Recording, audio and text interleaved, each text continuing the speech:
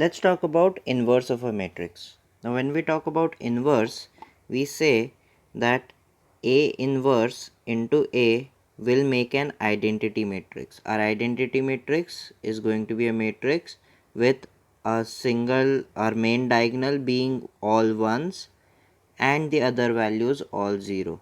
So this becomes identity matrix of 2, and if you want identity matrix of order 3, we'll have 1 1 and 1, 0 0 0 0 0 0. This becomes identity matrix of order 3. So inverse matrix into our original matrix should give us an identity matrix, or the other way around also. So A inverse should also give us identity matrix. So when we are actually calculating this, what we do is we say if I have an inverse, if I have a matrix of order 2, I will say inverse of that is going to be first 1 by AD minus BC. AD minus BC is nothing but our determinant of order 2. And then if you see here, we are actually exchanging or interchanging our diagonal, and we are just subtracting, or you can say taking minus of our the other diagonal. We did not change B and C, but we only took minus signs.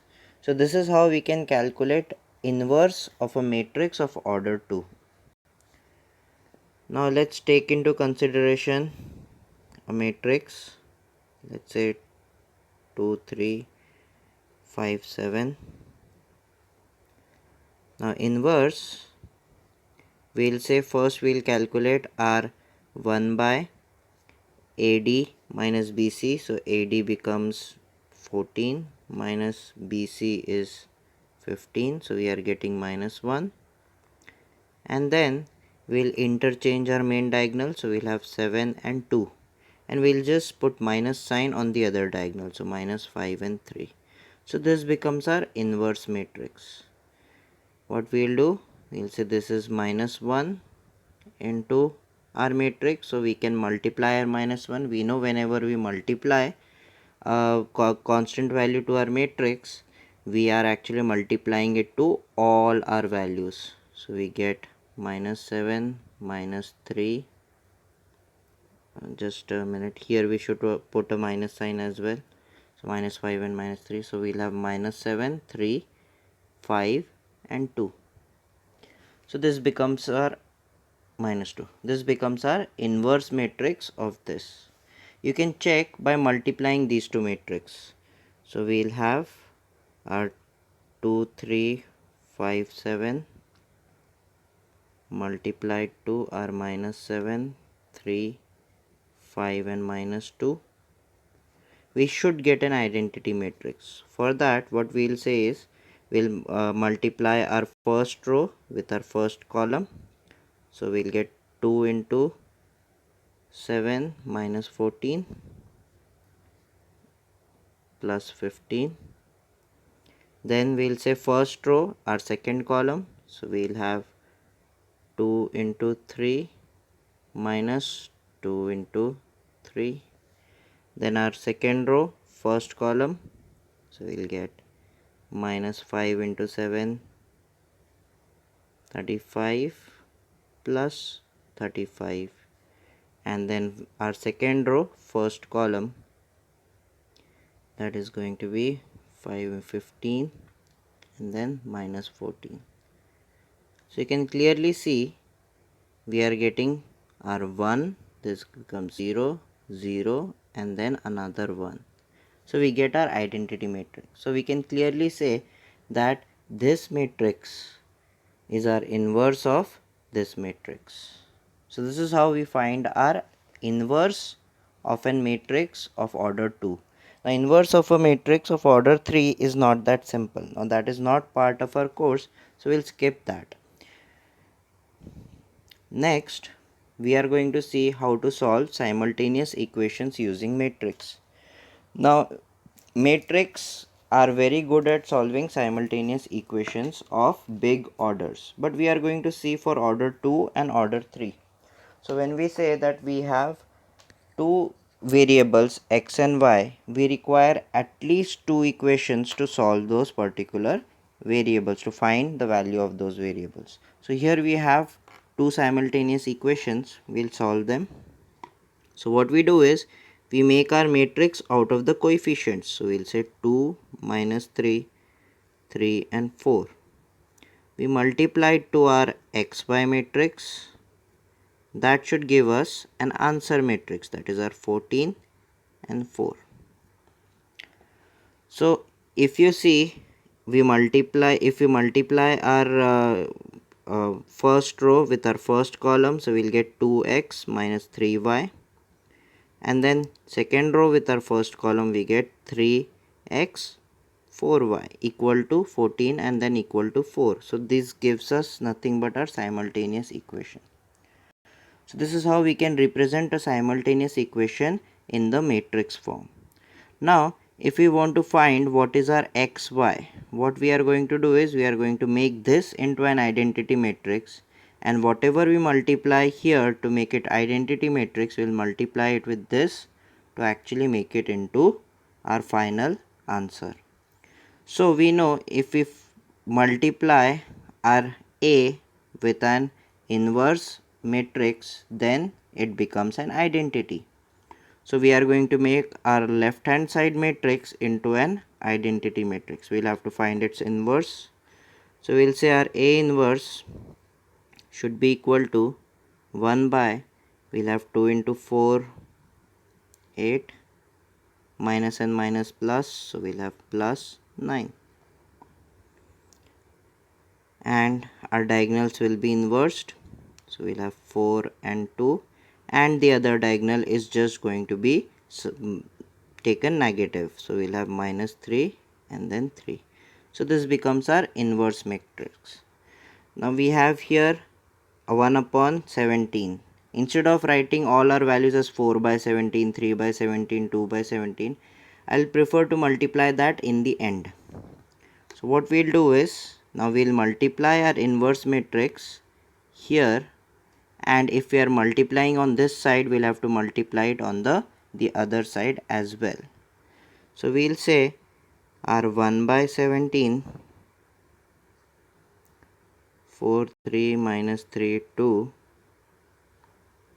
into our 2 minus 3, 3 and 4 to our xy should give us 1 by 17. Now order of our multiplication is very important. We know that A into B is not same as B into A. So therefore order matters when we are multiplying. So because we are multiplying it to our A, we are multiplying it before our A. So therefore we will multiply it before our answer matrix as well. So this into 14, 4. So we know this part, this is just inverse, so that should make an identity matrix. So I'll just write it as I. So I into x, y should give us 17 into this. Now 1 by 17 we'll keep it as it is, we'll multiply it in the end. Now what we are going to do is we are going to multiply these two matrices. So our first row multiplied with our first column, so we'll have 4 into 14 plus 3 into 4, and then our second row multiplied with our first column, so we'll have minus 3 into 14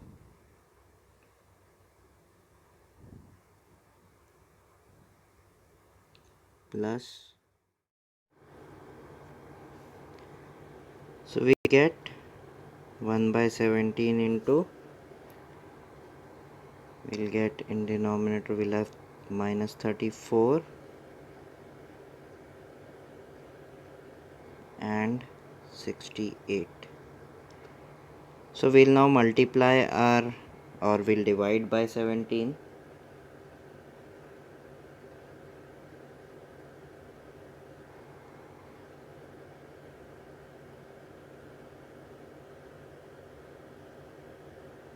So 68 divided by 17 is 4, and this will be minus 2. So we get our x value as 4 and our y value as minus 2. So we get x is equals to 4 and y is equals to minus 2. So this is how we can solve our simultaneous equation of order 2. For simultaneous equation of order 3, what we will have is an matrix of order 3. So we'll say 2, 1, minus 2. Then we'll have 3, minus 2, 4. Then we'll have 1, 4, and we'll have minus 3. Now instead of writing our x, y, z and then equal to our answer matrix, what we can do is we can represent it in this manner also. We might make a straight line and we write it as 11, minus 8 and 15. This is another way of writing while solving. It just takes much less space and much less time. So for this, what we are going to use is row transformation method. So for row transformation method, what we do is we actually transform our rows so that our final left hand side should become an identity matrix of order 3. So we'll have this. This is what we are looking for. So for that, what we can do is we can multiply our row by any constant value, as well as we can subtract our rows from any other rows as well.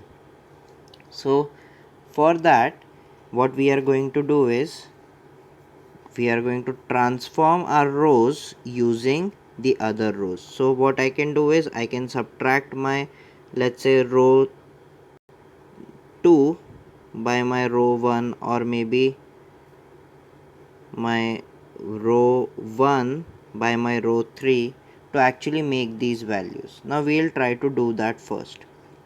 So for our first goal, what we are going to try is we are going to make this 1 and make this 0 using our third row.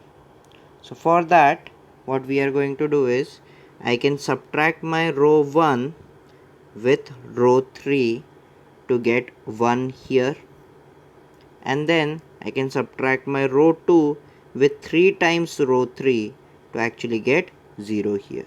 The catch is whatever we do on our left hand side should be done to our right hand side as well.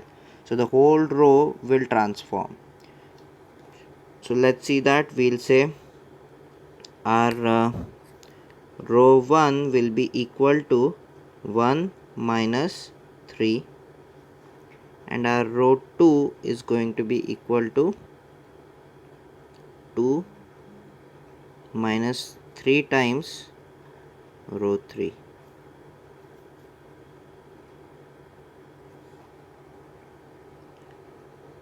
So our row 3 is not going to change because we have not transformed our row 3. So I'll just write down our row 3 as it is.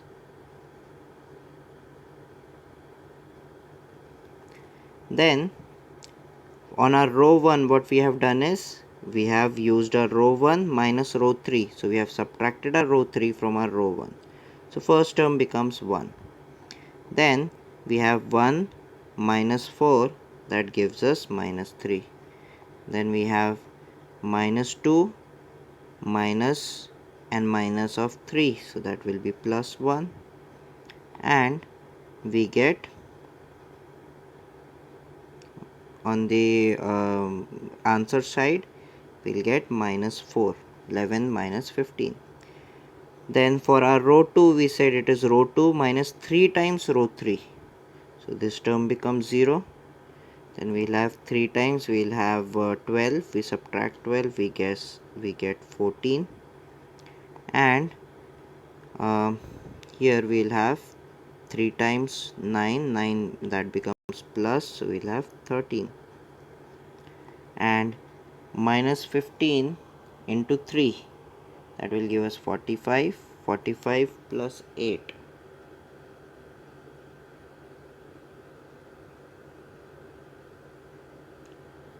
So that should be minus 53. So this becomes our row transformation.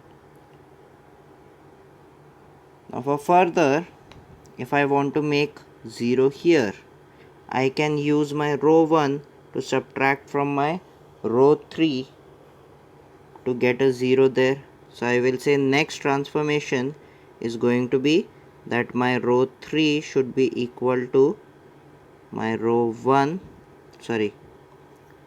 3 minus 1. So we'll do that and we'll get our first and second row has not been transformed, so we'll have 1 minus 3, 1, 0, minus 14, 13, then we'll have here 0, we'll have 4, we'll have we have subtracted that, so we get 7, and here we'll get minus 4. Minus 4, minus 53 did not change, and we subtracted that, so 15 minus of minus 4 give us 19. And next we can, now if we want 0 here, this 0, what we can do is we can use a row to make this particular term 0. So we'll say our row 3 should be equal to row 3 plus half times row 2. So for that our row 1 did not change, so 1 minus 3, 1,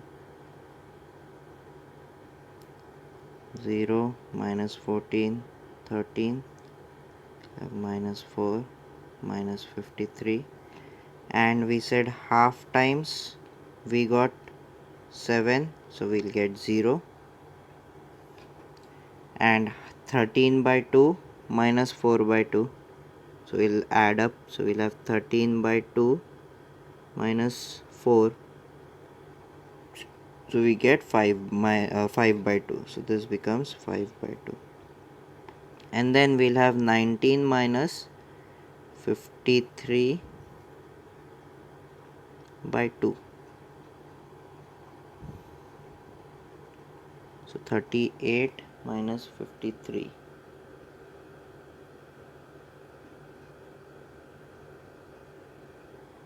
so we'll get minus 15 by 2. Now we can actually take things common out as well. You can say that we are multiplying our row 3 by 2 by 5, or you can say that we can take our 5 by 2 common from both sides. So we can transform it that ways as well. So we'll get our 1 minus 3, 1 minus 4, then we'll have 0, 0, 0, minus 14, 13, then minus 53. Now what I have done is I have taken 5 by 3 out from 5 by 2 out from my third row, so this becomes 1, and minus 5 by 2 minus 15 by 2 becomes our minus 3. So clearly just by looking at this you can say that your z is going to be equal to minus 3. So at least we got one single value. Now we can use this z to actually make these two zeros. So if you want to make these two zeros, I'll just clear these out right now.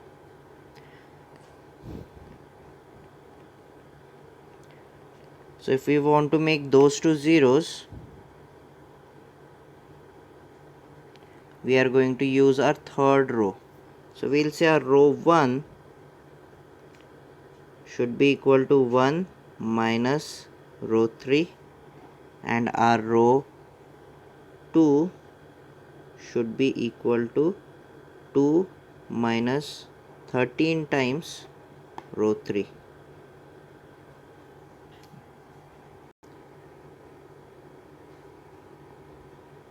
So we'll get 1 minus 3, only the minus 1 will go out, so that will be 0, and minus 4 minus 3 will give us minus 1. Minus 4 minus of minus 3, that becomes plus 3. Okay, so we'll get 0, and minus 14 also does not change, and 13 value is going to be now 0, and we'll have minus 3 into 13, we'll have 39, and minus of minus will become plus, so 53 minus 39 should give us minus 14 in this case. So we'll have minus 14, we'll have 0, 0, 1, minus 3. Now from our second row, what we can do is we can take our minus 14 outside. So we can basically remove minus 14 and we'll have 1, minus 3, 0, minus 1, 0, 1, 0, and we'll get 1, and 0, 0, 1, minus 3. Now we can use our row 2 to actually make our row 1 0, this 0. So we'll say our last transformation is going to be that our row 1 should be equal to 1 plus 3 times row 2. So we'll get 1, 0, 0, 0, 1, 0, 0, 0, 1, and we are actually doing 3 times, we are adding that, so we'll get 2, 1, and minus 3. So finally our answers, this becomes our identity matrix, so this becomes our answers. So we'll say that our x is equals to 2, y is equals to 1, and z is equals to minus 3. So this is how we can solve our simultaneous equation. You might feel that solving simultaneous equation might be much easier than this, but this is just a simple way of solving simultaneous equations. So there are few rules that you have to take care of. You can see whenever we were actually subtracting any row, if I said I am saying row 1 is equals to, so it will always be first row 1 into whatever value, or sorry, not into, plus or minus whatever row value that we were talking about. So row 1 will be transformed into row 1, added or subtracted to another multiplication of another row. We will never say that our row 1 is equals to row 2 minus row 3. We cannot make it in this particular manner. This will actually replace the whole row 1, and that is not correct. So our row remains in the same position, it is just subtracted or added using another row. Then you can multiply or divide any row with any value at any given point of time. You have to do it on both sides. Like here we took out our minus 14 and minus 14.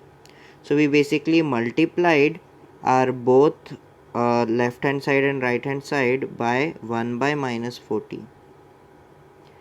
Similarly, I think we did that to make this one as well. You can do it if you're doing it on the both sides. So these are the two things, if you remember, then you can actually transform any row into the any value. Now start always with any of these ones. Make one of them into ones by either subtracting some value to make this 1, or make this 1, or maybe make this 1, and then use that to make the others zeros. So if you remember, first what we did was we made this particular first value as our 1, and then we use that to make these two zeros, and then you can use your row 2 and row 3 to actually make these zeros, because they will not at all affect this one. So then you can use your other rows to start making more zeros and more ones. So this is how you will be basically solving this to actually make it into an identity equation. Your final goal is this, to make this into an identity equation. Now, I do not expect they are going to give you very difficult questions for this, but this is something that we should know how to solve.